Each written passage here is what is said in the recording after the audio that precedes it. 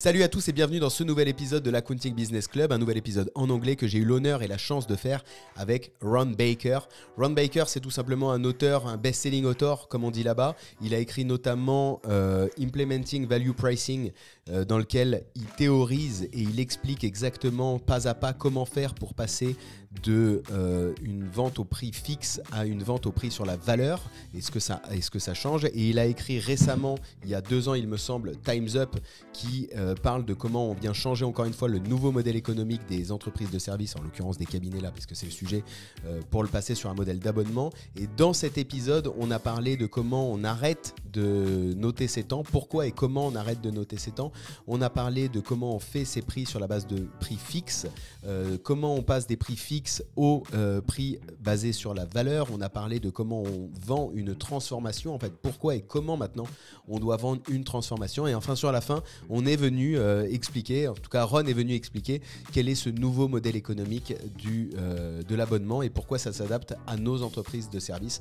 Un épisode, j'espère que vous le sentez dans cette intro, que j'ai pris un plaisir fou à faire. C'était un honneur de pouvoir échanger avec Ron. Vous retrouvez donc l'épisode traduit sur ma chaîne YouTube directement, comme ça vous aurez les sous-titres. Dites-moi ce que vous en avez pensé aux commentaires. Dis-moi si ces épisodes en anglais vous plaisent et comme ça, eh bien, peut-être qu'on ira les faire traduire si besoin. En tout cas, c'est un épisode qui est chargé d'informations utiles pour tous les cabinets, que ce soit sur les temps passés, que ce soit sur les prix fixes, la méthode du value pricing et la logique d'ouverture du OK, pourquoi on passe à une économie de la transformation. Je vous souhaite un très bon épisode à tous et j'ai hâte d'avoir vos retours. Ciao. I'm pretty sure that you can't imagine the inspiration and how much you changed my life. Let me explain. I discovered you, I think, like your podcast with Scotty Scarano. It was 3 years ago. I was working, I make all my study to be a CPA, like a CPA in France. And then I stopped it because I'm not good at it. I'm better in strategy and advisory and marketing. So right. I launched my own company. And, you know, I had the same model that I saw in the accounting firm when I worked in it, like hourly billing. It's like, okay, you have to do timesheet, you have to mark every quarter when you work on the client, etc., etc. And I was like, okay, well, I have to do it. It's not okay. I know everyone is lying when they do a spreadsheet, but let's do it. And then I listened your podcast with Scotty, and I was like, excuse me, what did he say? His timesheet is dead? Mm-hmm. Then I looking for you on YouTube, then I listened your other podcast, and one night I was like, you blow my mind. I get back, I was back at my in my business, and I was tell to everyone, okay, give up spreadsheet. I don't want it. And I never want to hear it anymore. Good for you. That's great. And then I dig in implementing value pricing. And then 2 years ago, you killed me with this. Ron, leave me alone, please. Oh, yes, I know. The first one was bad enough. Yeah, I know. So honestly, thank you for everything. Thank you for all your work. And thank you for your podcast and all your content. I'm really happy to having you today on the show. I don't know if you already did a show in France, or have you ever been in France? Yes, I've been to Paris once. Everything was on strike, so I couldn't get to the Louvre. But I did get to see a Monet exhibit that was in this offbeat museum somewhere. It was just spectacular. And of course, Paris, one of my favorite cities. And the cemetery, where Oscar Wilde is, and can never remember the name. Père Lachaise. The name of, yeah, Père Lachaise. That's amazing. I spent, you tell people I spent 3 hours in the cemetery, and they're like, "What?" Yeah, but you got to see it to believe it. Yeah, that is just an amazing thing. Yeah. So, do you plan to come back to France, to Paris? eventually something's going to pull me there for sure. Yeah. I like to go to more places in Italy. So Oh, maybe on that same trip, I'd hit France again. But yeah, I was Paul Dunn, who co-wrote Time's Up with me, hmm. had a place in Provence Okay. that he used to split his time. I think he's got another place somewhere in France, but I can't remember where it is. But he splits his time between Canada, Singapore, Japan, United States, and somewhere in France. Okay. So Nice. anyway, Well, he's a global citizen, I guess you could call him. so next time you come to France and to Paris, you have to call me, and I'm really happy to make you discover some great restaurant and great food and great wine, of course, because Yes. I know I think that you like wine. You like red wine from Napa and Yep, okay. I do. Um, and when I was there, I was there with a chartered accountant buddy of mine who's since passed away, unfortunately, too young, but he spoke fluent French. Hmm. And so it was great because he took me at all the touristy places you would go, Hmm. and we had some great meals, great wine. Yeah, it was a very memorable trip. What a city, what a city. Amazing, Paris. But you know it's always on strike, so you don't It you see was the on real strike. Paris. But since he could speak the language, he was able to do things I probably would have never been able to do, like get a cab out of the airport, things like that. So it was really nice having somebody who spoke fluently the language. But I don't know what you mean. You mean French are not speaking English? No. You will listen my English. I understand what you mean. no, your English is great. Your English is terrific. So Ron, I'm really happy to having you today on the show on the Accounting Business Club. I really want to discuss some topic with you. I know Okay. you wrote a book about a subscription model, but maybe we will see what is it after Okay. two subject. First of all, Okay. why hourly billing is dead and why we don't have to use timesheet. I know it's old for you, but from view from France, it's something that it's important for my public to heard what you have to say about it. And then I really want to dig deep with the implementing value pricing and how we can do it in our practice in France. Is it okay for you? Sure. Absolutely. Thanks a lot again, Dabwa, for accepting to accept the invitation. For people who So don't know thank you. you, for people who don't know you, can you present yourself a bit? I'm a recovering CPA. I knew I wanted to be a CPA in high school. Had a Yeah. great high school accounting teacher. It was a 2-year program, not just one. And he taught us how to do taxes as well. He used to bring in CPA speakers from private, public practice, corporate CFOs. We had an FBI guy come in who was a CPA because they hire so many CPAs. So he was a great teacher. And um, I started my own accounting practice in high school because I could do the kids' tax returns.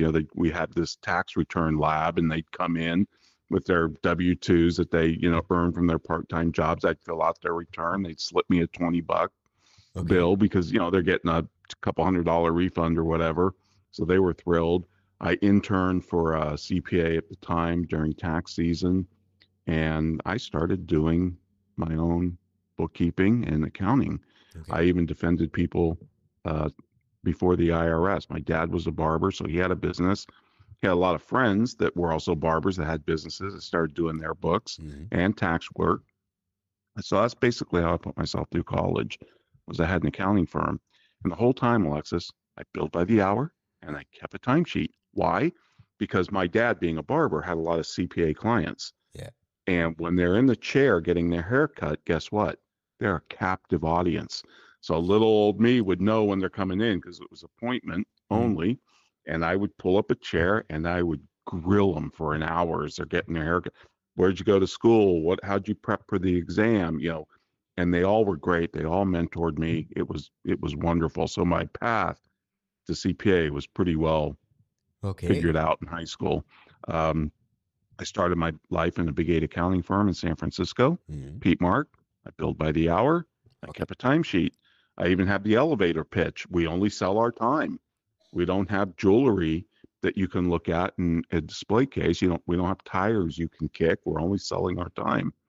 And then when I left Pete Mark after 2.5 years, I started my own firm and realized very fast that the billable hour was a lousy customer experience and we must do something else.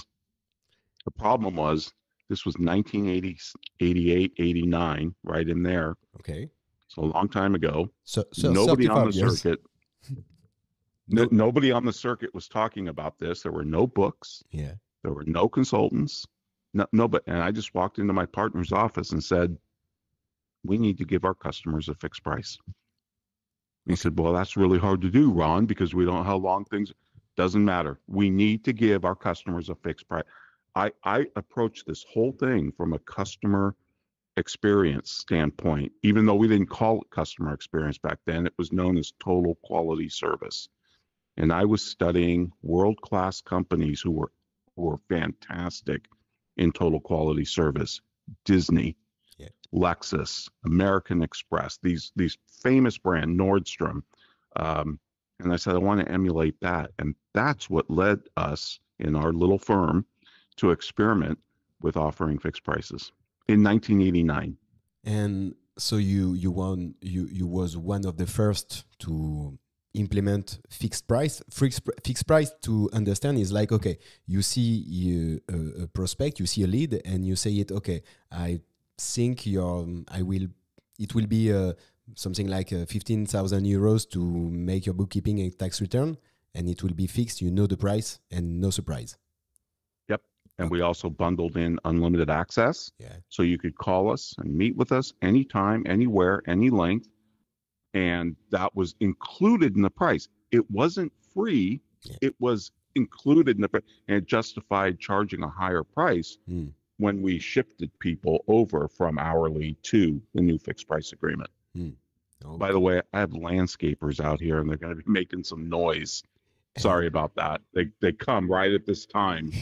So I hope it's not too bad. Is it the landscaper from your story about value parsing? That story has many different variations. Yeah. Somehow it got out there, and it's kind of like the fish story. The fish keeps getting bigger that you caught. Yeah. My landscaper doesn't do that, but our colleague did hire a landscaper like that, Tim Williams. It's a true story. Yeah. It's not my landscaper. Maybe we will come back. We will come back to this story because it's important to understand what is value pricing.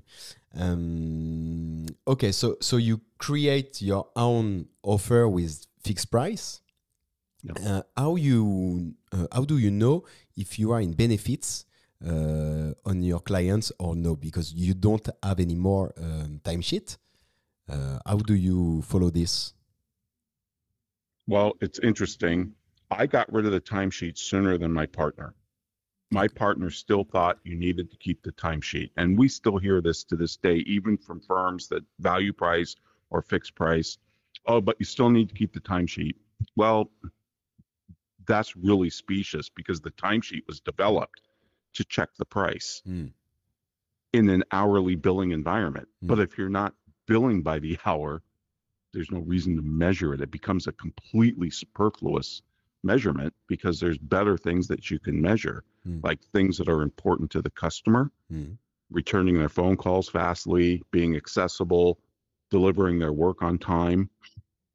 Just like FedEx measures on-time arrival, right, with your package. Yeah. That's what you care about as the customer, not how long it sat on their trucks. And FedEx isn't measuring that either. They're measuring the time it's going to take, what's known as duration. They know they have to drop your package on your doorstep at 8:30 in the morning.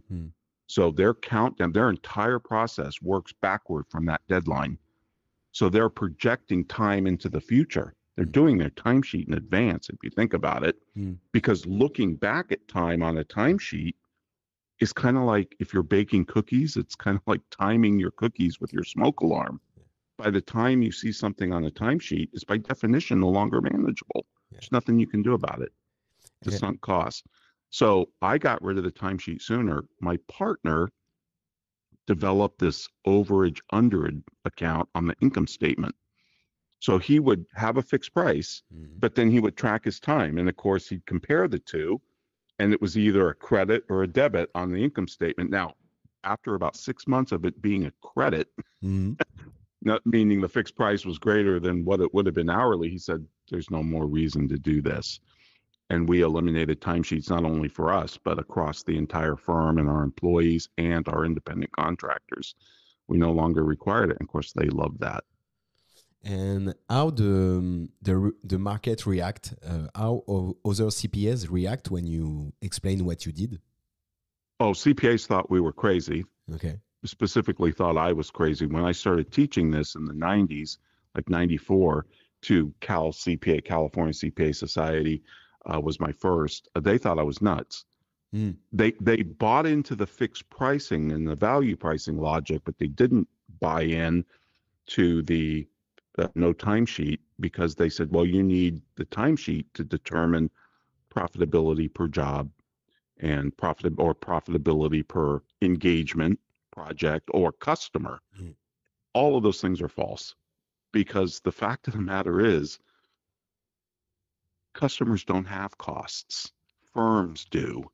Firms pay rent, they pay labor. It's not a fixed cost, it's a cash cost, irrespective not of how much revenue you're making, but of how you utilize those resources. I signed a 5-year lease. I'm paying rent. I don't care how I allocate it in my internal accounting. I could allocate it by office. I could allocate it by square foot. Doesn't matter. It's arbitrary. If you're looking at it from a cash flow perspective, what matters is I got to pay this every month. Same with my people. Irrespective of if they're playing solitaire on their computer or doing a complex tax engagement, I'm paying them X. If they spend 10 hours on it or 20 hours, there's no change in cash cost. Yeah. So that led me down the road of studying cost accounting, and there's tons of flaws in cost accounting. And what I can't figure out about our profession is why we're so attached to cost accounting. Engineers developed it, and when they developed it, they said, there's really a lot of problems with this. It's kind of crappy math, because we're making a lot of assumptions about these allocations that are completely arbitrary. Like, how do I allocate the toilet paper in the office that we buy to a specific job? I don't care how you do it. It's arbitrary, and it has no relation with This is why Jeff Bezos, when he founded Amazon, everybody was, you got to measure margin. You got to measure. And he said, no, margin doesn't pay my bills. What pays my bills is free cash flow per share. That was his one metric that he looked at, like a laser. He said, because cash is king. That's what matters. And we get caught up in these allocations that are just completely superfluous. And if the fixed price works, why do you create or implement value pricing? How do you discover value pricing, and what is the difference between fixed price and value pricing? It's a great question, and it's not very well understood, because the problem CPAs have with implementing value pricing is the word value.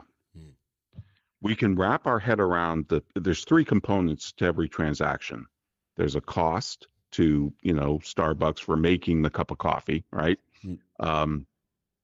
There's the price the consumer pays, which is hopefully for Starbucks above the cost, so they make a profit. But the value the consumer receives is what they perceive that cup of coffee to be worth. So if I spend €5 on a cup of coffee at Starbucks or anywhere else, the only reason I did that is because it's worth more to me than the $5 I paid. I have to profit too. Now, being accountants, we get all hung up on, well, how much more? Economists don't care. Economists say, we know it's more, whether it's a penny or $20 more value to you, because you walked in there on your own volition and you bought a cup of coffee. And by the way, when the barista handed it to you and you handed your money, you both said thank you. We call it the double thank you moment. If only one side was profiting, if only the coffee shop was profiting, they should have said you're welcome. Right? I mean, but we both say thank you because we both walk away with a profit. And here's the problem with this, Alexis, is value is subjective. Yeah. It's not a number. It's a feeling. It's spiritual. It's something you can't measure. I'm talking to you on a $3,500 Apple laptop computer. If you ask me, why did you pay $3,500 for an Apple, iPhone, computer, iPad, whatever, you paid a huge premium. There's cheaper alternatives out there. I could have bought a Dell. I could have bought an HP for $600, $700, maybe $1,000. Because I love Apple. Yeah. I love Apple. I can't give you an ROI spreadsheet detailing the reasons why I love Apple. And by the way, people say, well, that's a business to consumer example. No, this applies to businesses too. People used to buy IBM. And the tagline for IBM was, nobody ever got fired for buying IBM. Now, what did that mean? Yes, we paid an enormous premium for IBM, but if something goes wrong, they're going to fix it. That's how I feel about Apple. If this computer catches on fire, I will drive it to the Apple store today, and they will give me a new one. Period. No questions asked, nothing, no hassle, nothing. I'll pay a premium for that because it's convenient. It's insurance. Yeah. And we live in the same environment. So if we can offer a fixed price, we're giving our customers certainty. Just like, I'm not sure how mortgages work in France, but if you have a fixed rate mortgage versus a variable rate mortgage in the States, at least, the fixed rate mortgage is going to come at a higher price. Okay. And most people are willing to pay it because of the certainty of knowing that mortgage payment is going to be the same every year or every month. And this is for me, when I listen to your podcast or read your books, I understand that, okay, fixed price it's easy. It's like, okay, I can imagine that I will work a week on your company, on your bookkeeping, on your tax. Then it will be X euros or X dollar, and that's the fixed price. Then you explain me that, okay, switch your mindset, think about how is the value for your client, for your customer, and then you can change the price even if it's fixed. Is it this? Yes. For instance, let's take a very specific example. If you do any type of CFO work, like part-time, they call it fractional CFO sometimes, something like that. Rather than thinking about the time that you're going to spend on that particular client, maybe you're giving them X number of days a month or something like that, whether it's on site or off site, doesn't really matter. But rather than just thinking about your efforts and hours, why not think about what it would cost them to hire a CFO? And probably be 150,000 euros or something like that. I'm not sure, but well, then if you come in at 30 or 40 or 50,000, that's a steal. Plus, you're reducing their risk. They're not going to have to train you. They're not going to have to worry about you quitting in the middle of maybe their busy time. And you're going to be there. You're going to do the job. And they're going to save all the benefits as well from paying to you rather than an employee. So you got to think about the customer's position. What are they trying to achieve? What's the value to them? And it's usually going to be a lot more than the time that you invest in something. Because what we do is incredibly valuable, but our prices don't reflect it. So if I'm running my firm on fixed price right now, so first of all, it's good because it's not hourly billing, so well done. And if I'm running my firm on fixed price, how can I change my model to switch to hourly billing, to value pricing? Sorry. Well, most firms that do fixed price, what they're doing is they're estimating the number of hours that they're going to be putting into any particular customer, and now they might be marketing it up with various things. Maybe they put in a 20% cushion.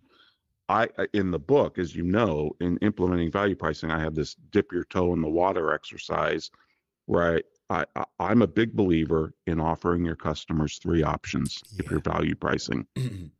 And to figure out your cheapest priced option, I would say, okay, estimate your hours, do your timesheet in advance, tell me how many hours this is going to be, and then go ahead and multiply that by whatever your hourly rate is.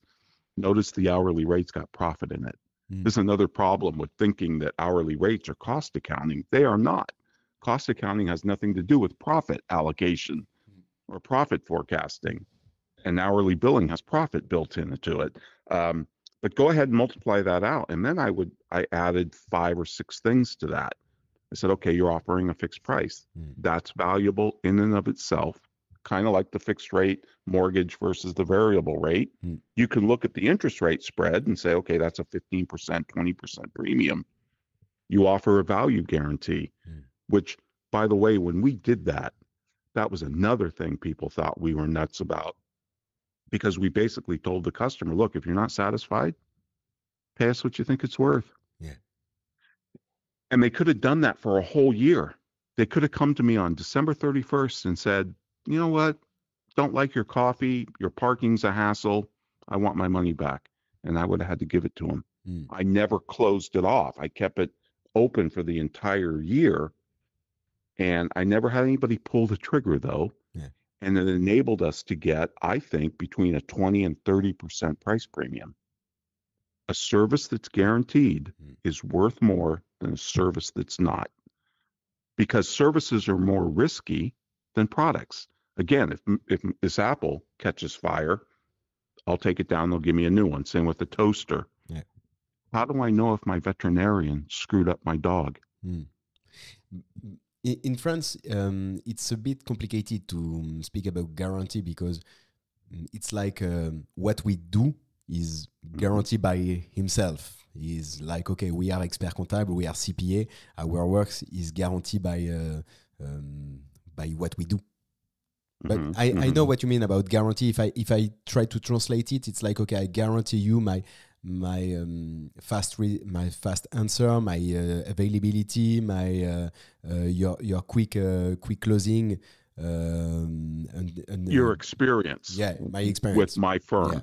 And we're not guaranteeing an outcome. This is really important. I spent some time on this in the book. We're not guaranteeing that we're going to get you to a no change audit or a clean opinion on your audit, or we're going to save you X dollars in taxes. Or we're not guaranteeing any type of result or contingency. That's important. We're guaranteeing that you're going to enjoy the experience of working with us. And if there's a problem, we want to know about it. We want to incentivize the customer to complain, because that gives us a second chance to fix the customer, deal with the problem, and to fix the problem so it doesn't happen on another customer of ours. So the value guarantee was really powerful differentiator for us. It allowed us to charge a much higher minimum price. So basically, you can start. You take the number of projected hours, you add these premiums for a value guarantee. Unlimited access would be another 10 to 20%, maybe more boost to that. And that becomes your bottom price. And if you think about this, if you look at hourly rates around the world in CPA firms, indeed any professional firm that bills by the hour, like let's say they have a threshold, $1,000 an hour or whatever, nobody is making 100% realization on their hourly rate. We as a profession write down and write off more than we write up. So the hourly rate places a ceiling over our income. We can only make so much income. No other business does this, by the way. Apple would never put a ceiling on its income, or Google or OpenAI or anybody, NVIDIA. So by taking the formula that I just explained, I'm taking that ceiling and making it a floor that you never go below. Then you have 2 other options that you present to the customer on top of that cheapest option. Chances are they're going to pick the middle. Some will pick the top, 10 or 15% will pick your top option, because some people Want to fly first class, stay in this presidential suite at the hotel. They want that white glove treatment. And if you never present a first class seat, you'll never sell one. So by offering three options, that's the best way to move from fixed pricing to value pricing, by offering three options, because it kind of makes you compete with yourself. And customers love choices. Yeah, that's so important. And when I understand what you mean, and I had a podcast at the end of 2024 with Geraldine Carter. We discussed it with her. It's so important to understand the value and the importance of giving choice to your customer of what they want. Yep. And with this 3 tiers option, you get out of negotiation. You say, okay, completely. I think it ends negotiation. Right, if the customer says, well, that's a little bit over my budget, I was hoping it would be this amount. Well, that's why you have the cheapest option. Yeah. And that is your lowest price. You will let the customer walk away. It's your walkaway price, I call it. You'll let the customer walk away before you cut that price. You wouldn't cut that price a nickel for your mother. Wow, love it. And maybe to understand what is value pricing, maybe you can explain me again the story of your garden. The landscaper. Yes, the landscaper. Okay, and this is not my story. This is actually my colleague Tim Williams' story. He inherited a house. Actually, I think it was an apartment complex, some duplexes in his home state of Utah. And he, of course, was going to rent them out and have tenants for a while, but eventually he knew he wanted to sell the place because it appreciated tremendously. And so he goes out and he gets 3 landscapers. He reads reviews online and all the different websites you can go look. And the first guy comes out and he's walking around the yard and he's got a clipboard and he's doing what any pro would do. He's scoping out the work. If my crew comes out here once a week, how long is it going to take them to cut the lawn, do the edging, take care of the plants and the trees and do the trimming and all of that? And he comes to Tim, he says, we can handle this. We're $50 an hour. Well, he's pricing based on inputs, his inputs, right? How many hours is it going to take? Now, telling me an hourly rate is not giving me a price. And that's why when you give somebody an hourly rate, the next thing they're going to ask you is, well, how many hours do you think it's going to take every week? They don't really care how many hours it's going to. These guys are gone now. I don't care how they can do it in 1 minute. I'd be happier. They're trying to figure out a price. So the second guy comes out, same thing, walks around the yard with a clipboard. He's taking notes. He's figuring out how big it. He says, Tim, we can handle this for $150 a month. And Tim says, okay, that's good. That's better than the first guy who was charging based on inputs. This guy is charging based on outputs. He's saying, I'm going to do the edging. I'm going to do the mowing, take care of the trees, plants, bushes, blah, blah, blah. Now, that's his scope of work. If something comes up outside of that scope of work, like one of your sprinkler heads needs replacing, there's going to be a change order, right? Because that's out of scope. So you're going to have to go to the Department of Paperwork, get a change order, sign off, get it, blah, blah, blah. But it's better to charge based on outputs than inputs. But then the third guy pulls up. He's got a little bit nicer truck. He's got a little nicer clipboard, and he starts engaging Tim in the conversation. So, Tim, tell me about the property. Tell me what you do, Tim. Well, I travel a lot. He's a consultant too. He writes, he speaks. He's never home. And of course, this is a second property, so he's not going to be near it every day or on premise. So, and the guy says, and I take it you don't like landscaping?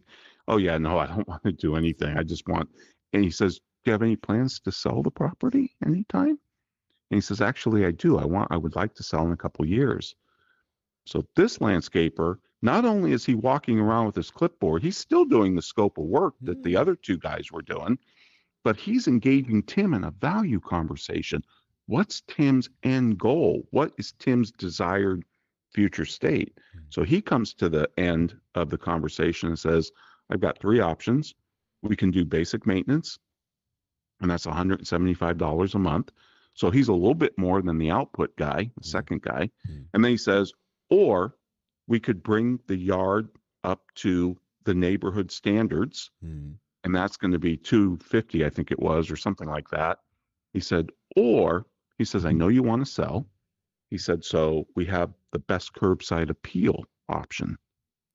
We will slowly but surely over the next 2 years update your landscaping. We'll plant new trees, bushes, clean some things up, take care of some other, maybe put some bark here or there, whatever. And that's $350 a month. Now, Tim's paying about $1.25 to his current landscaper, who he's not happy with. Which option and which landscaper does he pick?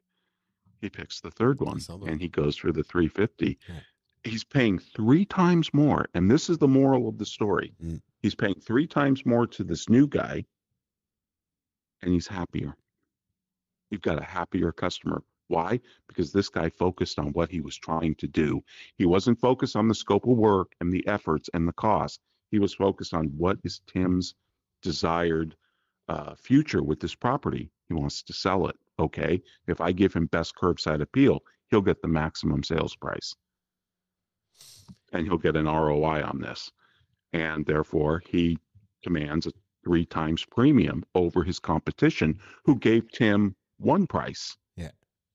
No options. Yeah.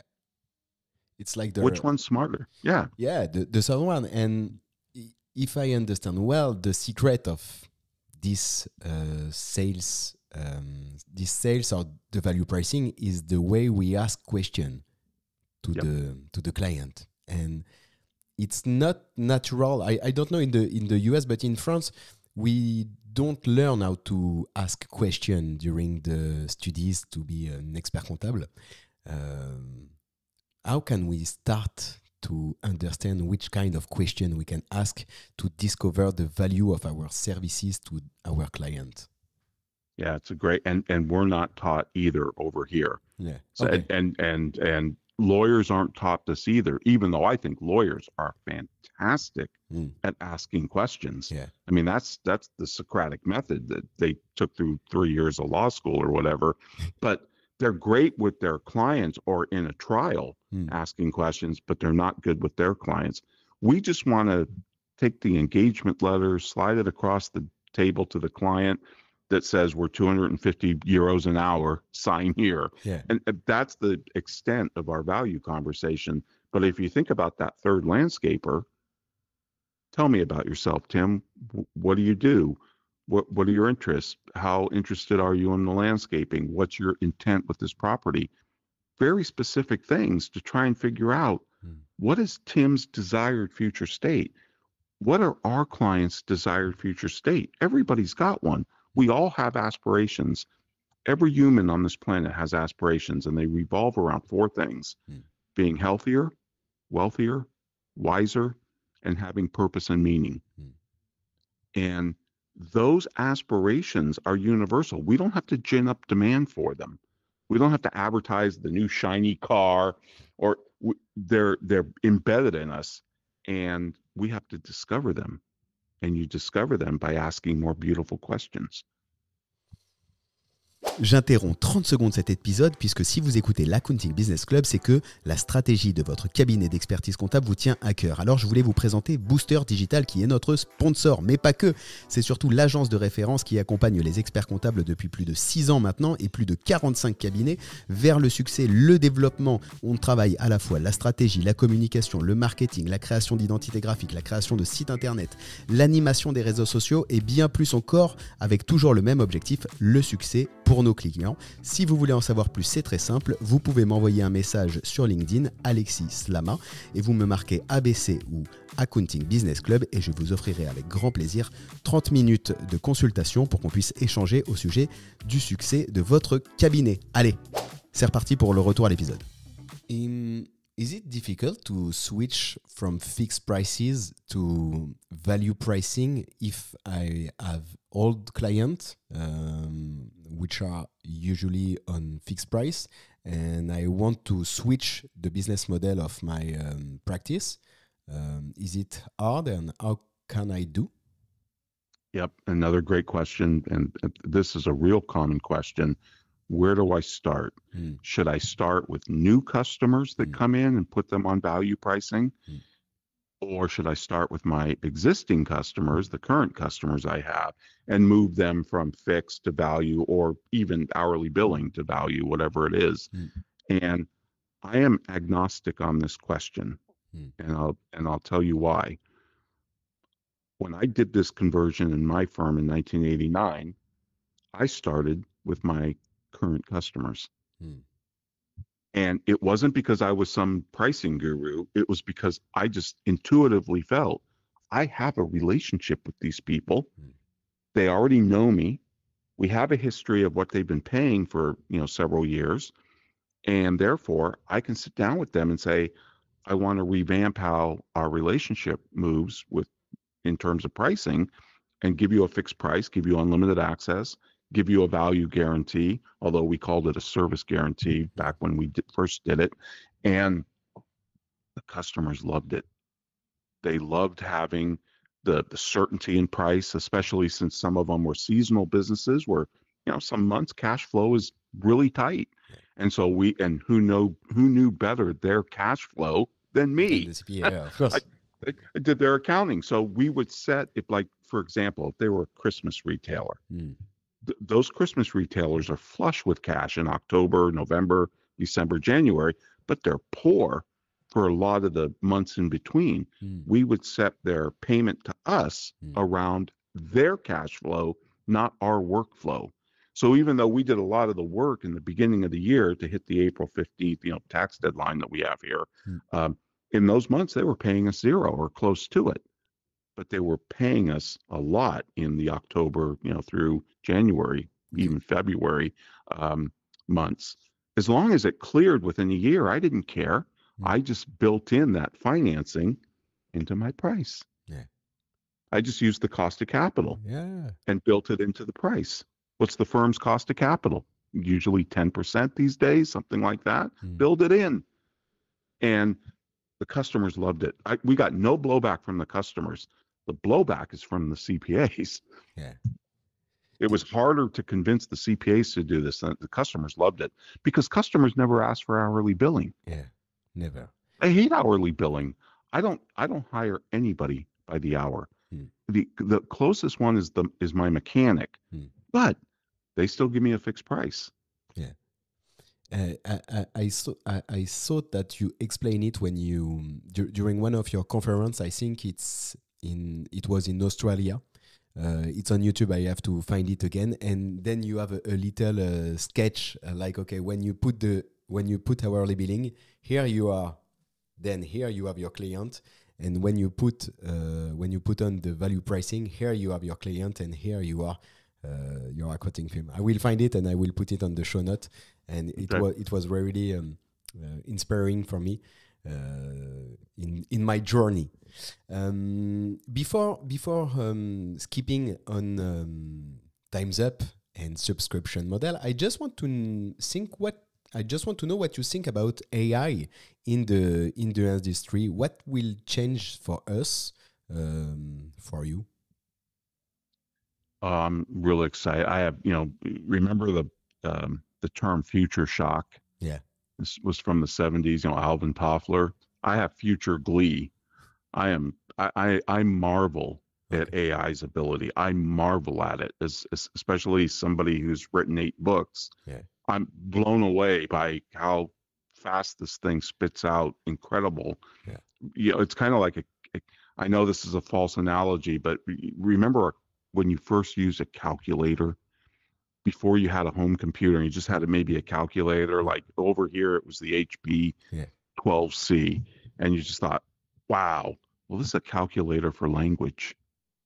And language is the most human of things, right? It's the thing that separates us from all the other species is our ability to communicate. And I'm just blown away by it. I think it's going to revolutionize how we work, but I don't think it's going to replace jobs. I think if your job can be replaced by AI, then you have a pretty crappy job. Yeah. It's predictable. It's repeatable. I think it's going to augment us. I think it should be called augmented intelligence because knowledge worker augmented by AI is going to be it's going to give you superpowers if you're good. If you're not a competent, like say doctor, and you use AI, it'll probably cost you a big malpractice suit. If you're a good doctor and you use AI, it'll make you better.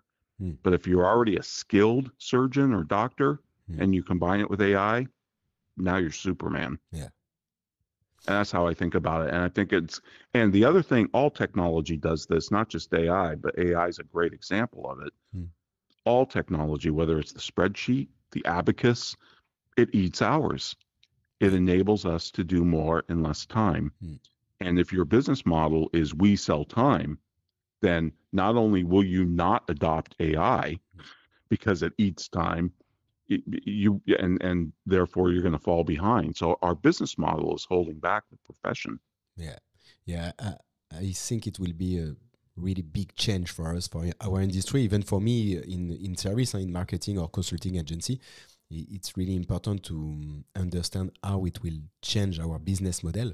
And if I think about value pricing or even subscription, even in subscription, it's not really easy to say with my French accent, but even with a subscription, it's easier for me to understand what it will change. But just with value pricing, if my clients who is an entrepreneur know how to use AI, he could tell me, yeah, okay, don't try to do my bookkeeping. I'll do it with my ChatGPT or even Xero with AI, or in France we have other tools. How can we react? How can CPA or practice or bookkeeper can react in front of this? Yeah, see, this is a great question. And I think this leads us into,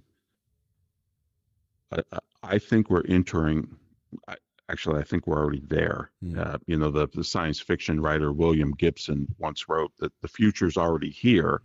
It's just unevenly distributed.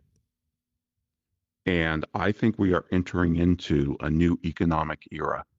Yeah. If you look back through our history, the creation of wealth in the world is a pretty recent phenomenon in human history. I mean, we've been here around, 200, 300,000 years. People date it at different points. Most of the time that humans have been on the planet, our lives have been nasty, poor, and short, right? Yeah. Life expectancy at 35 or whatever, child mortality through the roof. Over 50% of kids died or didn't live past 5 years old. The creation of wealth, this what one economist calls the great enrichment, this literal hockey stick push upwards, is a pretty recent phenomenon, only the last couple of 250 years. Yeah. And before that, we were hunter-gatherer society. When we moved into agriculture, we settled down, we became sedentary, we had farms, we had cattle, we raised, different things, grew different crops. That was the agricultural economy. That produced commodities. Then, of course, we discovered oil and timber and all of that. And then we moved into the Industrial Revolution, which was mass-produced products, right? You had the Model T, and we started pushing out washing machines and all sorts of home appliances and automobiles and all of these types of things. Then in the 1920s, economists said, well, there's a growing portion of the labor force that don't produce anything. They don't make products. They're in the service sector. A lot of people date the service economy from the 80s. It's not. It goes back to the 20s when economists first discovered it. And they labeled this sector the service economy. These are people that service in some way. They're airline counter employees, they're bank tellers, they're waiters and waitresses, those types of workers. And then in the 80s, we moved into the experience economy, where people would pay for a great experience. Now, this was happening even in the 50s, like say with Disneyland. I know you have Euro Disney over there. Yeah. Or Taylor Swift concerts and Rolling Stones, and you're paying. An experience is memorable. Yeah. It's going to affect you in some way. It's so companies started staging experiences, and now I think we're at this hinge point where we're moving into a world where companies are their economic, and each era, by the way, is defined by its economic offering. Agriculture, it put out agricultural products. The Industrial Revolution put out mass-produced products. The service economy put out services delivered on time. But notice as you move up, it's called the progression of economic value. The service economy subsumed the products and the commodities below it. And wrapped. So, for instance, sandwich shop. You go into a sandwich shop. They have the commodities: ham, turkey, and then they have the product, which they can make you a sandwich. Yeah. They combining commodities is how you get the products, right? Wheat, flour, you make bread, and as you move up, you have more pricing power, which is the driver to move up, right? We don't want to be commoditized. Yeah. Now they're making you the sandwich on demand right there in front of you. That's a service. Now, as you move into the experience economy, and you probably don't have these in France, good, thank heavens for it, but Chuck E. Cheese. Yeah. Chuck E. Cheese was a place where you could throw your kid's birthday party. And guess what? If you held your party there with all the friends and everything and played their games, they gave you the cake. So each level subsumes the prior levels. Yeah. And now we're in the transformation economy. Yeah. And the transformation economy is what this landscaper did. He took Tim from where he was to where he wanted to be, some desired state. And he guided that transformation. We don't provide it, we guide it. And by the way, this was all written in a book from 1999. This is not a new theory. Yeah. This is Joseph Pine and another guy named James Gilmore, who in 1999 published The Experience Economy, a book that I read actually in 97 because an article came out about it first, where they presented this hierarchy of value. Yeah. And when I first looked at this, I said, well, CPAs are services. We provide something intangible. We provide it on demand. We're in the service economy. Until I got to that transformation level and I said, holy cow, we do transformations as CPAs. We just don't use this language. We help our clients grow their businesses, become more profitable. We help get their kids into college. We help plan their retirement. We help them buy their dream home or second home. We plan their legacy after they die. Yeah. For posterity. These are all transformations. The goods and the services and the experiences are all subsumed into the new transformation. And that's why you get more pricing power with a transformation than you do with just merely offering services. Yeah. Services are just simply a means to an end. Just like wealth is a means to an end. If all we're doing is focusing on building your wealth, well, okay, that's valuable, but it's a product and service. Yeah. It's not a transformation. Yeah. I'm more interested in what you want to do with your wealth. You want to travel, you have a bucket list, you want to take care of the grandchildren. Everybody's got these aspirations and they're all different, but we need to be guiding transformations, and we need to stop talking about products and services because we have commoditized ourselves by doing that. It's no longer about the services.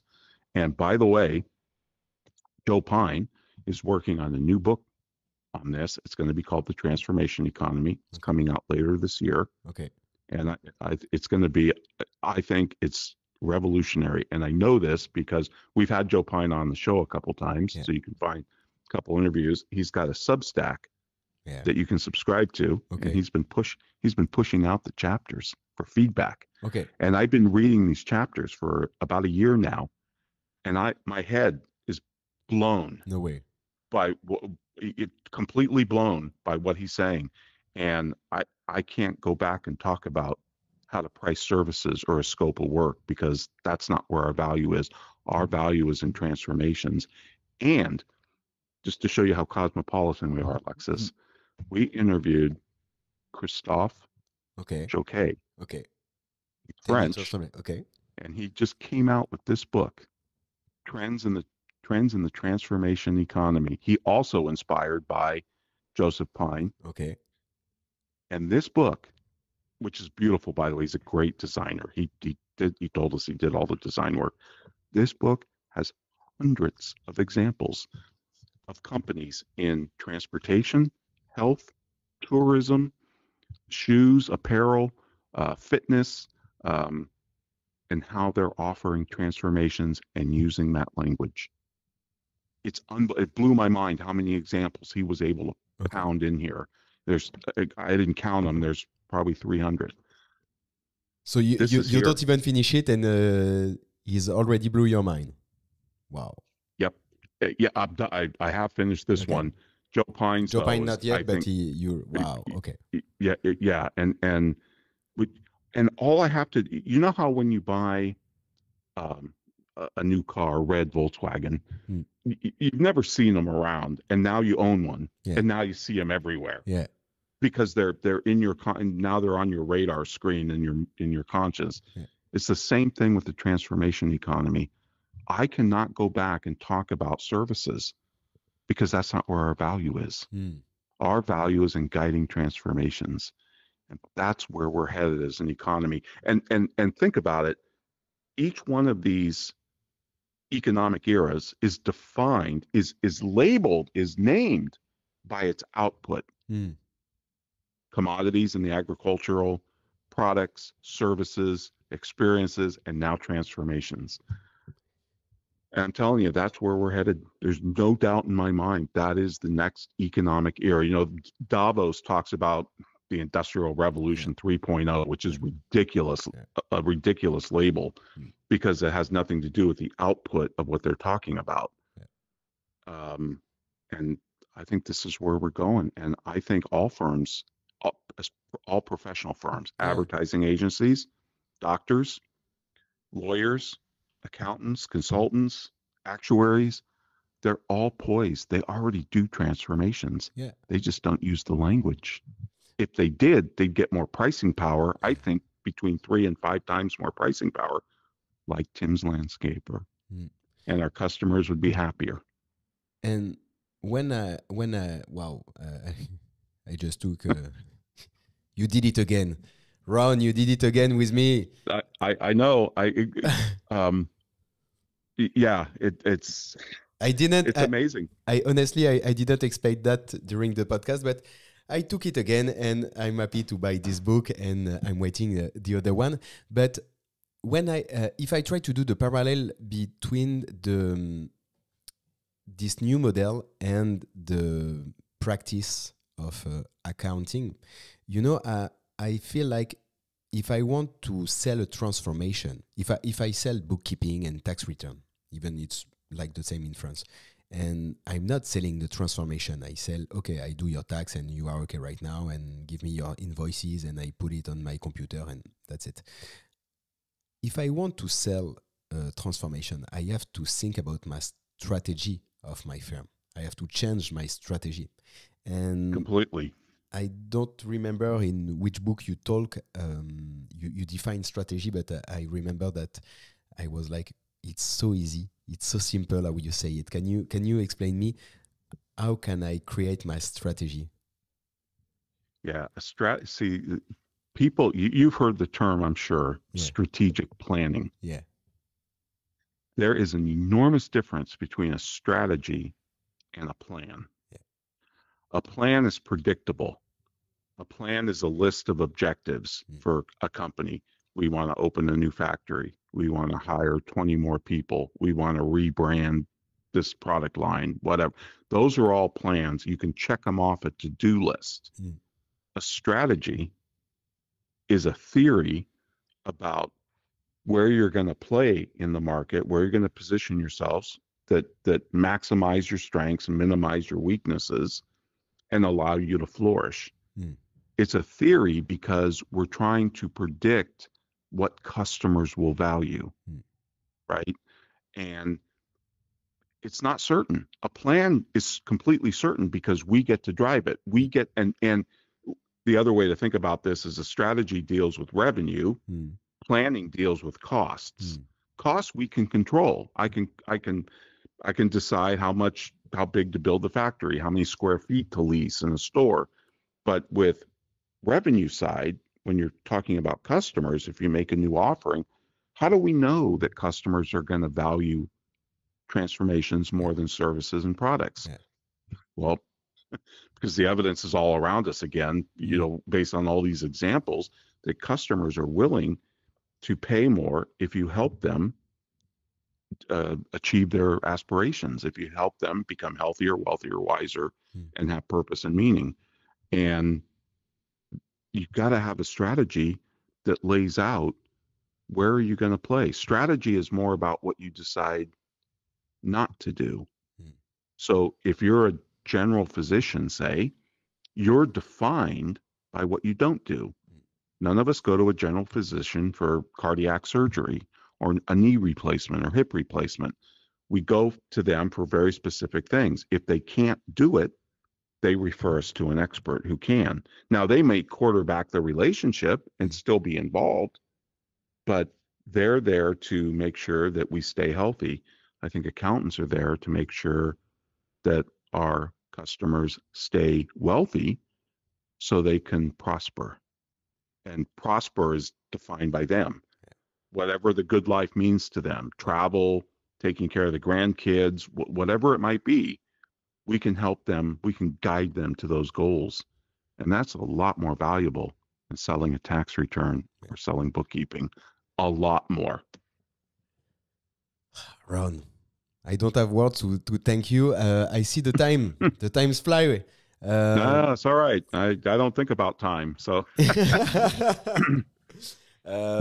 maybe we do you have maybe 5-10 minutes more about just to talk about what is the new model, what is the subscription model for you, and how can we switch from fixed price to value pricing to now how can I explain a CPA in France what is the subscription model for us? The thing that excites me about the subscription model is I believe it dovetails into this transformation economy that we're entering. In the transformation economy, it's all going to be about guiding these transformations. And we can do it serially, by the way. We can do them over and over and over. You can't do 20 at once. You probably can only do 1 or 2 at once. But if you think about it, we can do transformations for their business and for their personal life. And there's always going to be something to work on. There's always going to be something that our customers aspire to in their business and personal life. So we can do serial transformations, I think, from womb to tomb. When the kid's born, we can help plan, get them in college, at least financially. When they die, we can help them plan their legacy for posterity, right? And everything in between. Porsche can't do that. Porsche can sell me a car that gets me over my midlife crisis and makes my neighbors jealous, but have they really transformed me? Now, they've given me a great experience, and they're trying to do things that transform me. Right now, there's a program that Porsche does, their foray into the subscription model, is that Porsche Drive. I don't believe it's available in Europe yet. It's in 16 cities over here and a couple in Canada, I believe. And for $5,000 a month, roughly, you have access to a fleet of, I think it's 7 different Porsche models, SUV, electric, convertible, 911, some kind, Targa or whatever. And you can switch out as much as you want. I can say, I live in wine country, so I can say, hey, come and take my convertible and drop off an SUV. And they will white glove an SUV and drive away the convertible. They pay for everything except gas and tolls. So they pay for insurance, registration. I never, ever, ever have to worry about maintenance again. $5,000 a month. and they've been doing this for now 3 or 4 years. And the program keeps expanding. Yeah. And one of the things they learned was 80% of the people who've signed up for Porsche Drive and subscribed are new to the brand. Now, my question to you is, what will those people be driving for the rest of their lives? Yeah, they are locked with Porsche.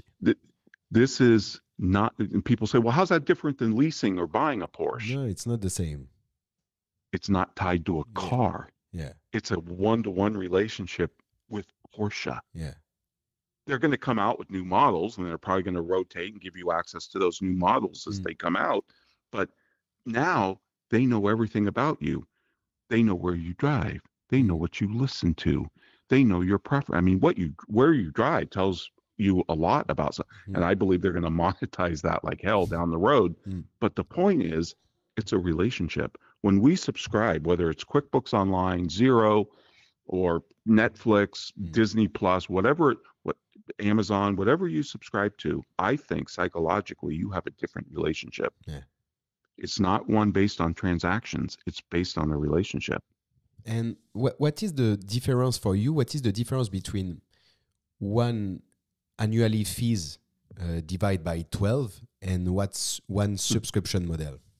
Yes, people say, well, we do subscription because we take our annual price and we turn it into a monthly payment. Yeah.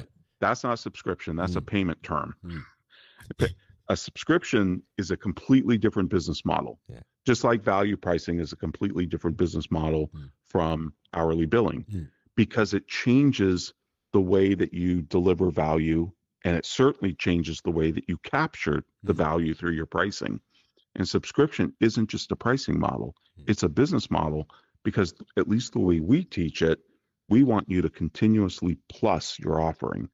Just like Amazon continuously throws out different Prime benefits to its subscribers. You know, we give you access to our music online, or there's Kindle benefits you can get as a Prime member. And they're always throwing out new benefits. And that way, when they raise the price every couple years to Prime, like they do, they can give you a list of all the different things they've added over that prior 2 years. And you look at it and you go, this is a no-brainer. Of course I'm going to stay with them, even if you don't use most of the things they added. Yeah. Which is fascinating to me, but those things they added throw a halo over the whole program. And they say, well, I don't use it now, but I might. Yeah. And therefore I'm willing to pay for it. It's a very powerful program.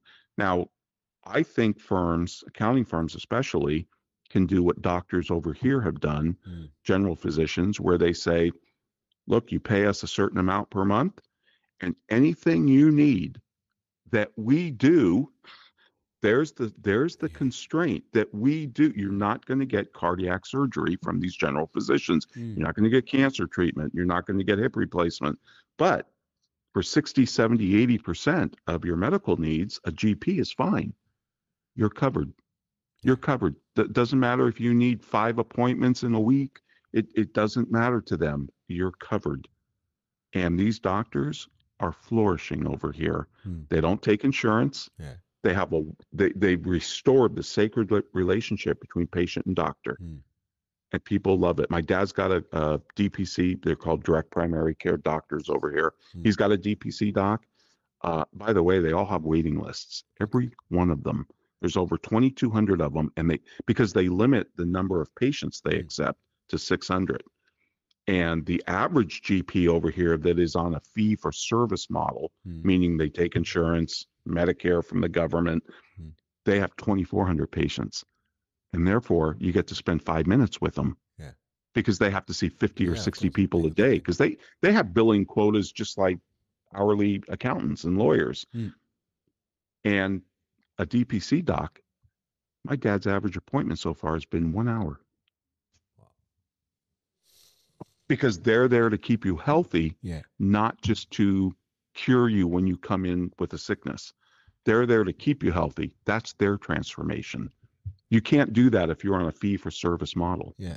And we can't do transformations if we're on an hourly billing model. And I would even argue, and man, dare I say this because I feel like all these books behind me are now obsolete. But you can't do it on a value pricing model either. You can do because value pricing is still based on scope of work. Yeah. And what we're trying to do is eliminate bureaucracy, surface simplicity for the customer, make it convenient, make it hassle-free, where we make sure that we save them time. If this profession is going to continue to track time, we should track the time that we save our customers. We should make sure that the time they spend with us in meetings or on Zoom is valuable to them. And we should make them want to invest time with us to guide these transformations. That's where time is important. It's not our time, though. It's the customer's time that's valuable. Ron, I really want to thank you for this first podcast in France, and for all you share with us. You did it again before launching the rec button, before pushing the rec button. I told you that you changed my life once when I discovered your value pricing, and then Time's Up, when I wrote Time's Up. You did it again, so in only 1 hour. So I don't have word about how many thanks I want to send you. And once again, when you come to France, you have to call me. And it will be a pleasure for me. I would love to. Just 2 seconds, Ron. Where can we? I will just take a picture for my child. So where can we find you? You mentioned your podcast, of course, each week. Soul of Enterprise, if I pronounce it well. Yep, The Soul of Enterprise. You can find that at thesoulofenterprise.com. Yeah. You can listen to all of our shows right there. You can go to any podcast player. Yeah. Our show drops weekly. Every Friday we do a live show. And right now there's been a problem with our feed because our radio station moved over to a new server. Okay. And there's a problem with our feed. The show has not dropped for all the shows we've done so far in 2025.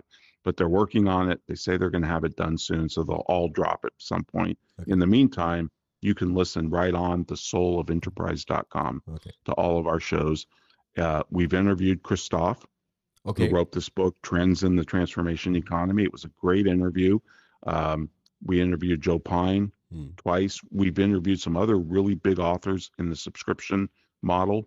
Teen Zoe, who wrote Subscribed, and Robbie Kelman Baxter, who wrote The Forever Transaction, and John Warlow would be another one I'd highly recommend. He wrote The Automatic Customer. All excellent subscription books. And then you can find me on LinkedIn. I'm one of the influencers, so I have a lot of content up there. You can find me on X at Ronald Baker. And with my co-host from The Soul of Enterprise, Ed Kless, we've teamed up now and we've just launched Threshold. Yeah. Meaning transformation, the doorway to transformations, to help firms. So we're going to build a community of professionals that want to move into the transformation economy, stop selling services and start guiding transformations. And then we're going to build out this community, offer content. And then if people want to work with us, they can do that too. You can find that at thresholdnow.com. Okay, perfect. We will put it on the every resource, every books, your podcast, of course, and then the new community in the show note. Ron, just a picture. Awesome. Thank you so much, Alexis. This has been great. Thank you too. I really want to thank you and hope to talk with you soon in France or in another episode, maybe in 2026. Thank you, Ron. Thank you. Bye-bye. Bye-bye.